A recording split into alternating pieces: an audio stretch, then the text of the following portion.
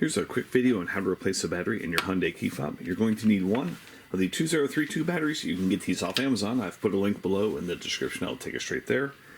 You're also going to need a flat blade screwdriver and a small Phillips head. This is a 3.0. I've also have links for these in the description below. So what you want to do is get your key out. Now take the flat blade screwdriver and insert it right here. There's a little indentation. Put it right there and pry. And then put it right here. There's also an indentation right there. And just work these two. It will feel like you're about to break it. And then you want to take your 3.0 screwdriver right here and just back out these Phillips screws.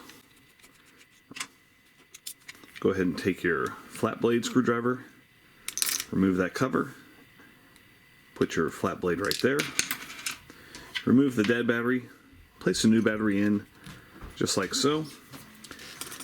And you're going to want to put this cover back on. Go ahead and put these screws back in.